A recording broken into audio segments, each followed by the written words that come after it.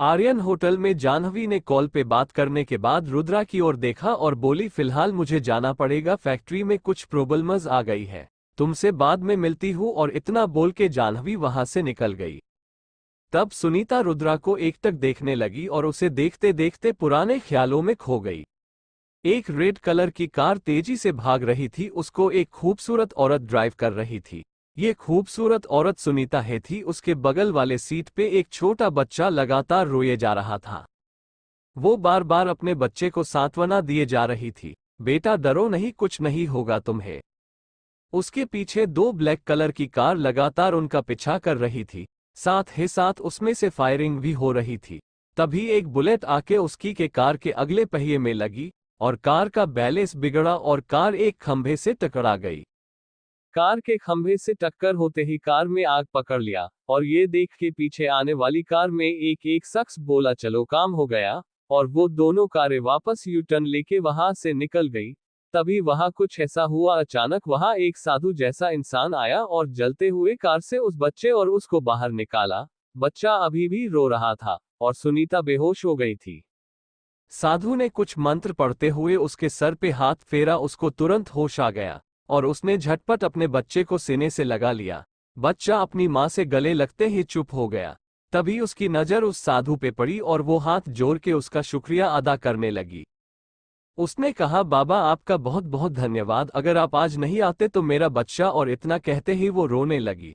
तभी उस साधु बाबा ने धीरे से बोला, देखो अभी तुम्हारे के ऊपर से खतरा टला नहीं है और ये बच्चा कोई मामूली बच्चा नहीं है, तुम इसे मुझे सौंप दो। इतना सुनते ही वो औरत अपने बच्चे को लेकर वहां से भागने को हुई। तभी उस साधु ने कहा, सिया समझो मेरी बात को। उस साधु के मुंह से अपना बचपन का नाम सुनते ही उस औरत के कदम वहीं रुक गए। तभी साधु ने फिर बोला, तुम मुझ पर भरोसा कर सकती हो, मैं तुम्हारे पिता योगेश खन्ना का दोस्त अलंकार राव हूँ। अपने दोस्त को तो नहीं बचा पाया, लेकिन तुम लोग को कुछ नहीं होने दूंगा। तभी सिया को याद आया कि उसके पिता हमेशा से अपने योगेश नाम के दोस्त की तारीफ करते थे, जो कि एक आश्रम चलाते थे। फिर भी सिया ने उस साधु की तरफ शक की नजरों से देखा। तभी साधु ने अपने गले का लॉकेट दिखाया, तब जाके सिया को यकीन हुआ कि वो साधु सच बोल रहा था। एक ऐसा लॉकेट उसके पास भी था जो कि उसके पापा ने दिया था। सिया ने हाथ जोड़ के अलंकार राव की तरफ देखा और बोली, चाचा जी मेरे बच्चे को बचा लो। अलंकार ने सिया के सर पे हाथ फेरते हुए कहा, तुम चिंता मत करो, मैं इसे आश्रम ले जाऊंगा और जब ये वापस यहाँ आएगा तब ये फौलाद बन के आएगा और दुश्मन इसका नाम सुन के ही कांपेंगे। तभी सिया ने कहा, चाचा जी मेरा दूसरा नाम सुनीता है। तभी अलंकार राव ने मुस्कुराते हुए कहा, मैं सब जानता हूँ, तुम चिंता मत करो। और एक बात याद रखना, यहाँ से जाके सबको यही बताना कि तुम्हारा बच्चा जिंदा नहीं है। इससे ये होगा कि तुम्हारे बच्चे के दुश्मन शांत हो जाएंगे। तभी सिया यानी सुनीता बोली, लेकिन अपने बच्चे के बारे में मैं ऐसा कैसे बोल सकती हूँ। तभी अलंकार राव ने बोला, अगर तुमने ऐसा नहीं बोला तो तुम और तुम्हारी बेटी की जान भी खतरे में पड़ सकती है। और तुम चिंता मत करो, तुम्हारे बच्चे को कुछ नहीं होगा और अब तुम जाओ यहाँ से। और इतना कहते ही साधु वहां से बच्चा लेके चला गया। वही सुनीता अपने बच्चे के दूर जाने के चलते फुट फुट के रोने लगी। वर्तमान में अब रुद्रा और सुनीता चौहान आमने सामने बैठे थे। सुनीता तुरंत खड़े होके अपनी दोनों बाहें फैला देती है, रुद्रा आके उनसे गले लग जाता है। तभी सुनीता ने रोते हुए कहा, कितना इंतजार किया मेरे बच्चे तेरा, एक भी दिन ऐसा नहीं गया कि मैंने तुझे याद न किया हो। तभी रुद्रा अलग होके सुनीता के आंसू पोंछते हुए बोला, माँ आप रो मत, रोने की बारी अब उनकी है जिन्होंने हम सबको रुलाया। चैन से जिन्हें नहीं दूंगा मैं उन्हें। तभी सुनीता बोला, लेकिन हमें तो पता भी नहीं है कि ये सब किसने किया है। तभी रुद्रा बोला, लेकिन मुझे बहुत कुछ पता चल गया है। और इतना बोल के वो सुनीता को एक रूम में ले गया और उसने टीवी पे कुछ वीडियोस दिखाए। उसे देख के सुनीता चौहान के तो होश ही उड़ गए। तभी सुनीता ने बोला, लेकिन प्रिया तो आर्यन से प्यार करने लगी है, और अपने दोनों हाथ अपने सर पे रख के सोफे पे बैठ गई। और तभी सुनीता ने कहा, अब क्या करें हम, वो तो शादी भी करना चाहती है उससे। तभी फिर बात आगे बढ़ाते हुए सुनीता ने बोला, उसे सब बता दूंगी। तभी रुद्रा बोला, लेकिन वो यकीन नहीं करेगी, वो अभी प्यार में है, वो यकीन नहीं करेगी। तभी सुनीता बोली, इतना प्रूफ है तो? तभी रुद्रा बोला, ये प्रूफ उसके बाप के खिलाफ है, उसके खिलाफ नहीं, आप टेंशन ना लो, मैं सब मैनेज कर लूंगा, भरोसा रखो मुझ पर। सुनीता ने फिर बोला, उसने तो तुम्हारे पापा को धमकी भी दिया है। तभी रुद्रा फिर से बोला, वो अब हमारा कुछ भी नहीं बिगाड़ सकता। अब आप देखो उनके साथ क्या क्या होता है। सबसे पहले तो घर में जितने काम करने वाले हैं उनमें देखना होगा कितने लोग सिसोदिया के आदमी हैं। फिर उसने कुछ सोचकर बोला, मैं कल 2 आदमी को भेजूंगा, उन्हें आप काम पर रख लेना। सुनीता ने हाँ में सर हिलाया। फिर बोली, अब मुझे जाना चाहिए, तुम्हारे पापा चिंता कर रहे होंगे। फिर उसने रुद्रा के माथे पे किस किया और वहां से निकल गई। उसी समय एक रेस्टोरेंट में नंदिनी आहूजा अपने दोस्त करण माथुर के साथ लंच पे आई थी। वो जब से आई थी करण से कुछ भी बोली नहीं थी, बस उसे गुस्से में देखे जा रही थी। तभी करण बोला, अरे यार अब ऐसे घूरना बंद कर, वो गुंडे सब के सब कामचोर निकले तो इसमें मैं क्या कर सकता हूँ। तू चिंता मत कर, मैं दूसरे ग्रुप को ये काम दे देता हूँ।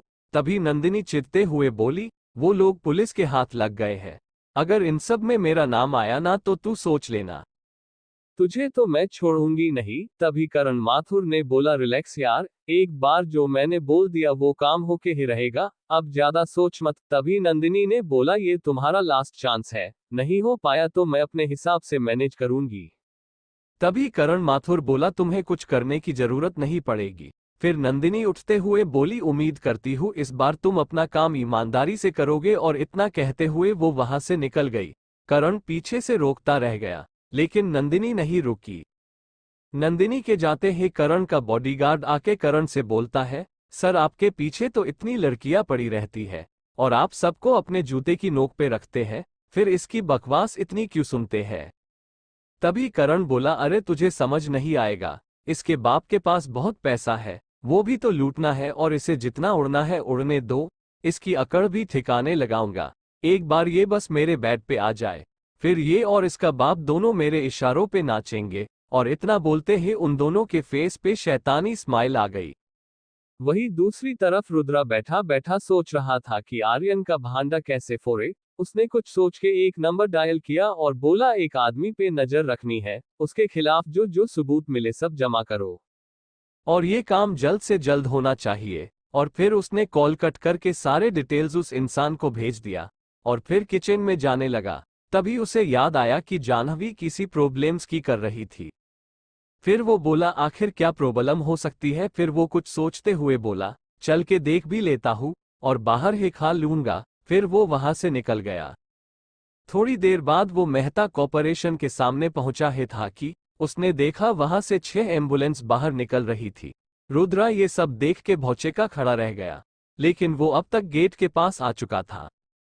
तभी उसने गेटमैन से पूछा, यहाँ क्या हुआ है। तभी गेटमैन ने बोला, जब मैडम यहाँ नहीं थी तब मयंक मेहता कुछ गुंडों के साथ यहाँ आया था, वो हम सबको परेशान कर रहा था और तो और फैक्ट्री जाके काम भी बंद करवा दिया था। फिर मैडम ने मयंक को बहुत समझाया लेकिन वो समझने को तैयार नहीं हुआ। तभी मैडम को गुस्सा आ गया। फिर सब गुंडों के साथ साथ मयंक की भी खूब पिटाई की मैडम ने। अब सबके सब एम्बुलेंस में गए, वो तो तुमने देखा ही होगा। रुद्रा ने हाँ में सर हिलाया। फिर रुद्रा बोला, मुझे मैडम से मिलना था। तभी गार्ड बोला, अरे पागल हो गए हो क्या, मैडम अभी बहुत गुस्से में है, आज तो ऐसा लगता है उनके सामने जो भी जाएगा उसकी सामत आनी पक्की है। तभी रुद्रा बोला, अरे मैडम ने खुद बुलाया है। तभी गेटमैन बोला, ठीक है मैं पूछ के बताता हूँ। फिर उसने एक कॉल किया, फिर बात करते हुए बोला, मैंने खबर भेज दिया है, उधर से जैसे कॉल आता है मैं भेज दूंगा। फिर वो सामने वाले चाय दुकान पे इशारा किया, वहां से एक औरत चाय लेके आई और दोनों को दिया। अभी रुद्रा चाय पीना शुरू ही किया था, तभी एक मीठी आवाज आई, एक चाय और दे दो। रुद्रा ने उधर देखा, वहां जाह्नवी खड़ी थी। वो गार्ड जाह्नवी को देखते हुए खड़ा हो गया। तभी जाह्नवी ने उसे बैठने का इशारा किया। वो गार्ड सोचने लगा, ये रुद्रा आखिर है कौन जिसको लेने मैडम खुद बाहर तक आई है। फिर उसने रुद्रा को देखा जो आराम से चाय पी रहा था, जिसे देख जाह्नवी मुस्कुरा रही थी। फिर गार्ड मन ही मन बोला, अभी थोड़ी देर पहले ये इतना गुस्सा थी, अभी इस लड़के को देखते ही सारा गुस्सा छू मंतर। फिर जाह्नवी रुद्रा के साथ ऑफिस बिल्डिंग की तरफ बढ़ गई। उसका ऑफिस तीसरी फ्लोर पे था। वहां जाते जाते बहुत लोगों ने इन दोनों को देखा और खुसुर फुसुर शुरू हो गया पूरे ऑफिस में। फिर जाह्नवी रुद्रा को लेके अपने केबिन में चली गई। फिर दोनों आमने सामने बैठ गए। जाह्नवी ने बात करना शुरू किया और बोली, तो फाइनली तुम अपनी पोस्ट संभालने के लिए रेडी हो? तभी रुद्रा बोला, देखो मुझे काम का कोई भी एक्सपीरियंस नहीं है। तभी जाह्नवी बोली, वो धीरे धीरे सब समझ जाओगे, और लोग हैं तुम्हारी हेल्प करने के लिए। तभी रुद्रा बोला, और मेरी लाइफ में अभी इतने उतार चढ़ाव आ रहे कि मैं रेगुलर तो आ नहीं पाऊंगा, इसलिए मैं तुम्हारी कंपनी ज्वाइन नहीं करना चाहता। रुद्रा की बात सुन के जाह्नवी मायूस होते हुए बोली, अरे तुम्हें रोज रोज आने की जरूरत नहीं है, तुम हफ्ते में भी एक दिन आओगे तो बहुत है। तभी रुद्रा ने ना चाहते हुए भी उसकी बात मान गया। फिर जाह्नवी ने अपनी सेक्रेटरी को बुलाया और सारी फॉर्मेलिटी पूरी किया। फिर रुद्रा खड़ा होते हुए बोला, तो अब मैं चलता हूँ, कुछ जरूरी काम है। जाह्नवी भी मान गई। रुद्रा फटाफट वहां से निकल गया। गेट पे जैसे पहुंचा उस सिक्योरिटी गार्ड ने उसे सैल्यूट किया। ये देख रुद्रा बोला, अरे भाई, पहले भाई बोलते हो फिर सैल्यूट क्यों? भाई हे रहने दो, अपनापन लगता है। फिर वो वहां से निकल गया। तभी सिक्योरिटी गार्ड मन ही मन बोला, रुद्रा सर वाकई दिल के बहुत अच्छे हैं। रुद्रा अपनी कार से थोड़ी दूर पहुंचा ही था कि उसका कॉल बजा। जाह्नवी का कॉल था। कॉल रिसीव करते ही जाह्नवी ने पूछा, क्या तुमने खाना खाया? तभी रुद्रा बोला, अभी घर जाके खा लूंगा। तभी जाह्नवी बोली, याद करके खा लेना। रुद्रा ने हाँ बोला और कॉल कट कर दिया। तभी उसका फोन एक बार और बजा। दूसरी तरफ से आवाज आई, आर्यन अभी मोहिनी होटल में किसी लड़की के साथ रुका है। ये सुन रुद्रा के माथे पे बल पड़ गए। उसने बोला, 2 मिनट रुको, फोन करता हूँ। फिर उसने सुनीता को कॉल लगाया। सुनीता कॉल नहीं उठा रही थी। अब रुद्रा की टेंशन बढ़ने लगी। उसने दोबारा कॉल किया, इस बार भी सुनीता ने कॉल नहीं उठाया। तभी रुद्रा ने अपने उस आदमी को कॉल करके बोला, तुम भी वहां पहुंचो, मैं बस पहुंच रहा हूं। ये बोल के रुद्रा फोन साइड में सीट पे रख देता है। फिर अपनी कार की स्पीड बढ़ा के मोहिनी होटल की तरफ बढ़ा देता है। वो सिग्नल की भी परवाह नहीं कर रहा था। उसका ध्यान बस जल्दी से मोहिनी होटल पहुंचने पर था और मन ही मन बोल रहा था, अगर तुमने प्रिया के साथ कुछ भी ऐसा वैसा किया तो मैं तुम्हारी जान ले लूंगा, वो भी आज के आज। सिग्नल तोड़ने की वजह से पुलिस भी उसके पीछे पड़ गई थी, लेकिन रुद्रा की स्पोर्ट्स कार के आगे वो नॉर्मल कारें भला क्या ही कर सकती थी। कुछ ही समय में पुलिस वालों की नजरों के सामने से ओझल हो गया। अब रुद्रा मोहिनी होटल के सामने पहुंच गया था। वो जैसे ही कार से निकलने को हुआ, उसने देखा उसका फोन बजने लगा। उसमें सुनीता का कॉल देख रुद्रा रिसीव करते ही हड़बड़ा कर बोला, प्रिया कहाँ है? दूसरी तरफ से सुनीता बोली, वो अपने पापा के साथ बैठ के बातें कर रही है। ये सुन के रुद्रा के कलेजे को ठंडक मिली। फिर उसने फोन जेब में रखा और मोहिनी होटल में गया। तब तक उसका आदमी भी आ गया था। रुद्रा काउंटर पर जाके सीसीटीवी फुटेज देखने का डिमांड कर दिया। रिसेप्शन वाली लड़की बोली, सॉरी सर, लेकिन हम आपको सीसीटीवी नहीं दिखा सकती। तभी रुद्रा ने एक नोटों की गड्डी निकाल के उसकी तरफ बढ़ा दिया, लेकिन रिसेप्शन वाली लड़की ने कहा, सॉरी सर, लेकिन मैं बिकाऊ नहीं हुआ। ये सुन रुद्रा बोला, मैं वाकई तुम्हारी परफॉर्मेंस देख के इम्प्रेस हुआ।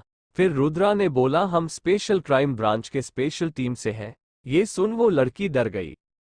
वो तुरंत उन दोनों को सीसीटीवी रूम में ले गई। फिर उसने वहां बैठे स्टाफ से कहा, सर को जो जहां जहां का फुटेज देखना हो बेझिझक होके सब दिखाओ। वो स्टाफ फटाफट वीडियो प्ले कर दिया और रिसेप्शन वाली लड़की वहां से चली गई। धीरे धीरे रुद्रा फुटेज देख रहा था। तभी उसकी नजर आर्यन पे पड़ी, जो किसी लड़की को लेके अंदर की तरफ बढ़ रहा था। लड़की को देख रुद्रा के होश उड़ गए। आखिर क्यों रुद्रा के होश उड़ गए? क्या वो उस लड़की को जानता था?